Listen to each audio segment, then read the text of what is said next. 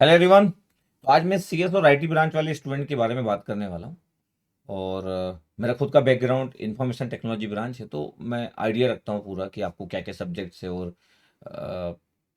किस तरीके से आपको पढ़ना चाहिए।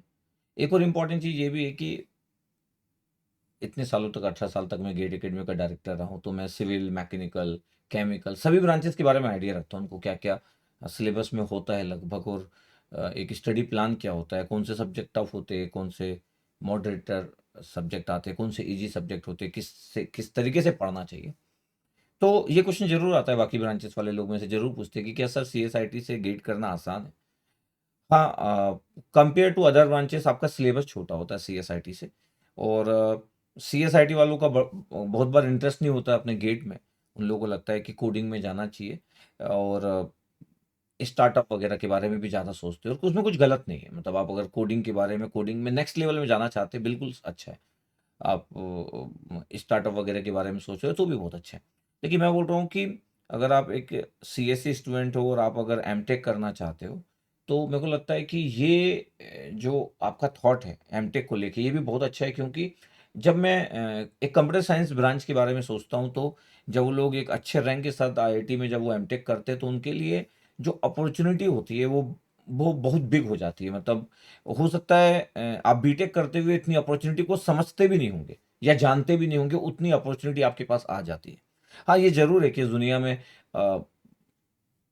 स्मार्ट लोग जो है वो बहुत ही बिग लेवल पे जाते हैं, और हर कंपनी सर्च करती है कि बेस्ट लोग उनकी कंपनी में काम कर रहे हैं। जो अगर हम किसी को अगर सालाना अगर 20 लाख देते हैं, तो उससे 50 लाख 1 करोड़ का काम निकाल सके। और किसी को अगर हम 1 CR की सैलरी देते हैं, तो उससे हम 5 CR 10 CR निकाल सके। तो आपको अपने आप को वैसा बनाना पड़ेगा। और कंप्यूटर साइंस स्टूडेंट अगर थोड़ा सा केयर करे, अपना फर्स्ट ईयर से केयर करे, तो बड़े स्मार्टली अपने आप को कैरी कर सकते हैं। क्योंकि आप कोडिंग के साथ साथ गेट की प्रिपरेशन कर सकते हैं, कोई इशू नहीं है। सी प्रोग्रामिंग है, डेटा स्ट्रक्चर है, वो सब तो आपके गेट के सिलेबस में। ठीक है, आप जो डॉट नेट है या फिर जावा वगैरह की प्रिपरेशन करते हो, आपके पास कोडिंग के पॉइंट ऑफ व्यू से जावा एप्लेट वगैरह, या जितना भी और एडवांस आप टेक्नोलॉजी में जाते जा रहे हो कोडिंग के पॉइंट ऑफ व्यू से, तो वहाँ पे चीज़ें जो है वो आपका एक्स्ट्रा वर्क है। अभी तो आज की डेट में तो आप जानते हो कि एआई पे इतना काम हो रहा है, तो आप लोगों की नीड है। मतलब एक अच्छे अच्छे कोडर की नीड है, अच्छे स्मार्ट लोगों की नीड है, जो लॉजिकली बड़े स्ट्रांग हो, उन लोगों की बहुत नीड है इस दुनिया में। और आपके पास पूरा का पूरा वर्ल्ड है आपको ग्रो करने के लिए। तो मेरे को लगता है कि कंप्यूटर साइंस ब्रांच के जो स्टूडेंट्स होते हैं, वो अगर गुड प्लान करें तो बहुत ही अच्छा एग्जीक्यूट कर सकते हैं। आपके आपके कुछ जो सब्जेक्ट्स होते हैं वो आसान भी है, कुछ सब्जेक्ट ज़्यादा उतने टफ भी नहीं है, और कुछ सब्जेक्ट अच्छे लॉजिकल ही है। आपके गेट का पेपर का लेवल भी अच्छा आता है, ऐसा नहीं है कि गेट का पेपर का लेवल आसान आता है। अभी लास्ट 4-5 ईयर से देखा जाए तो गेट के क्वेश्चंस का जो लेवल है वो और डे बाय डे और अच्छा होते जा रहा है। आज से 10 साल 12 साल पहले ठीक ठाक क्वेश्चन आते थे, लेकिन अभी आप प्रेजेंट में देखोगे तो क्वेश्चन अच्छे आ रहे हैं, एमएसक्यू के क्वेश्चन आपको आ रहे हैं। क्योंकि अच्छा उनको देखना है कि आप लॉजिकली बड़े स्ट्रांग हो कि नहीं। तो मेरे को लगता है कि सीएसआईटी स्टूडेंट को तो फर्स्ट ईयर से ही अपना स्टार्ट कर देना चाहिए। मैथ्स, एप्टीट्यूड, सी प्रोग्रामिंग, और सी और डेटा स्ट्रक्चर तो आपका बहुत ही अच्छा होना चाहिए। उसके बाद फिर एल्गोरिथम वाला पार्ट बड़ा अच्छा होना चाहिए। तो सी से स्टार्ट करो, आप डेटा स्ट्रक्चर पढ़ो, आप एल्गोरिथम पढ़ो। उसके बाद सब्जेक्ट चेंज करना है तो आप ऑपरेटिंग सिस्टम के साइड जा सकते हो। आप कंप्यूटर नेटवर्क एक बहुत ही एक ऐसा सब्जेक्ट है जिसमें आप बहुत अच्छा स्कोर कर सकते हो।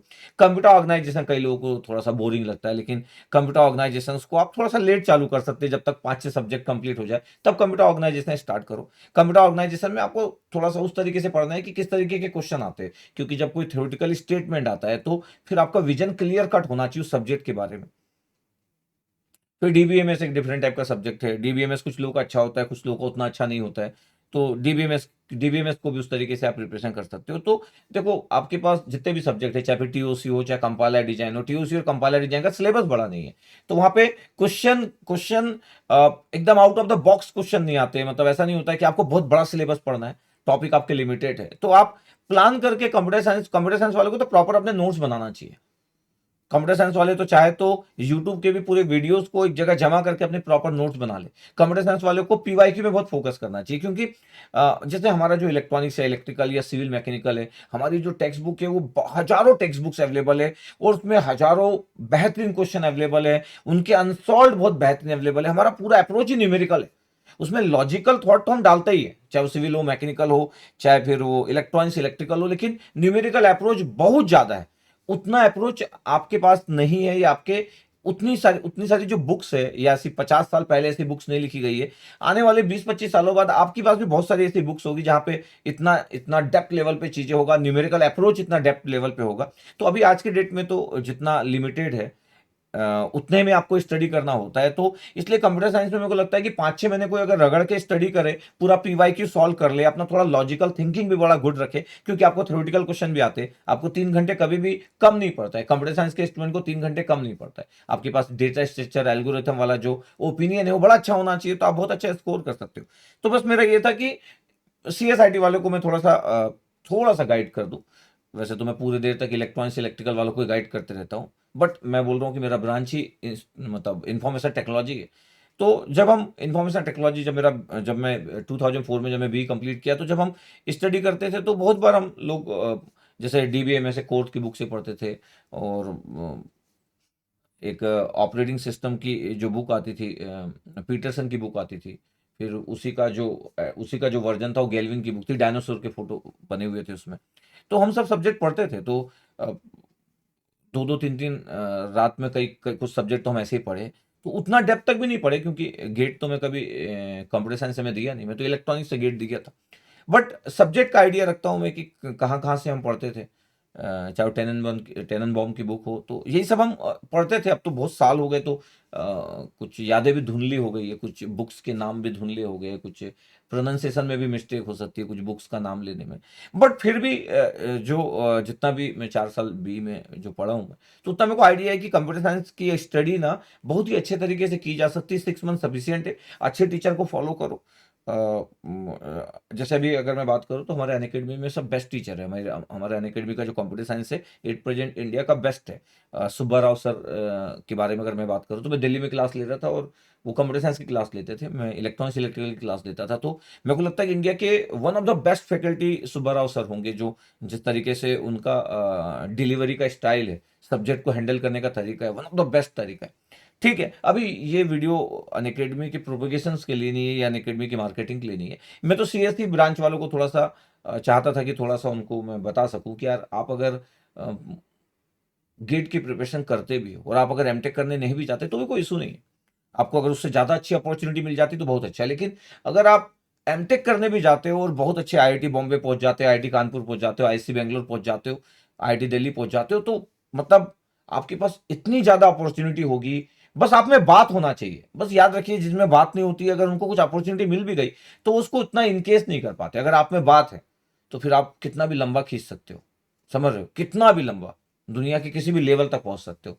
तो आपको ये देखना है कि आप में क्या बात है। और क्या 6 महीने में तो सिर्फ गेट की प्रिपरेशन होती है, लेकिन जो अपने आप को बिल्ड करते हैं जो लोग, अगर कोई फर्स्ट ईयर से अगर अपने आप को रेडी कर रहा है, मेंटली रेडी कर रहा है, लॉजिकली अपने आप को गुड करते जा रहा है, तो कहाँ तक पहुंच जाएगा उसको खुद एक्सपेक्टेशन नहीं होगी। ठीक है, तो सीएसआईटी वाले लोगों को तो बड़ा फोकस करना चाहिए। और एक और चीज है, आपकी अगर आईटी ब्रांच है, तो याद रखिएगा, भले चाहे आपकी आईटी ब्रांच होगी, लेकिन सीएस और आईटी ब्रांच में कोई डिफरेंस नहीं है। कोई भी प्लेसमेंट ऐसा नहीं होता है कि सीएससी को अलाउ है, आईटी को अलाउ नहीं है, या एमटेक में ऐसा होता है। अलग बात है कि आप सीएससी ब्रांच वाले जो लोग हैं, कई बार उनको लगता है कि हम तो ज़्यादा, हमारा जो 12th के बाद हम अच्छे स्टूडेंट जो थे वो सीएससी ब्रांच ले लिए। बहुत बार जो उतने अच्छे स्टूडेंट नहीं होते वो आईटी ब्रांच में आते हैं, जबकि आईटी में भी, आईटी ब्रांच के साथ भी अपॉर्चुनिटी एग्जैक्टली उतनी है जितनी सीएससी ब्रांच के साथ है। तो आप लोगों को गेट के साइड तो जाना चाहिए।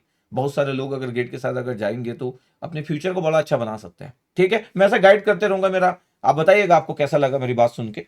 क्योंकि नॉर्मली मैं आप लोगों के साथ बहुत ज़्यादा रूबरू नहीं होता, बहुत ज़्यादा आप लोगों के साथ बात नहीं करता हूँ, क्योंकि मैं पूरा बिजी रहता हूँ इलेक्ट्रॉनिक्स इलेक्ट्रिकल को पढ़ाने में। तो आपके साथ बात करने का मौका नहीं मिल पाता है। कभी कभी तो मेरा मन भी होता है कि एक आधी सब्जेक्ट आपको मैं पढ़ाऊँ, लेकिन वही समय की कमी होती है, इस कारण इस तरीके से कनेक्ट नहीं कर पाता हूँ। बट फिर भी मेरे को आज लगा, तो आपके साथ बात कर रहा हूँ मैं। ठीक है, ओके, थैंक यू।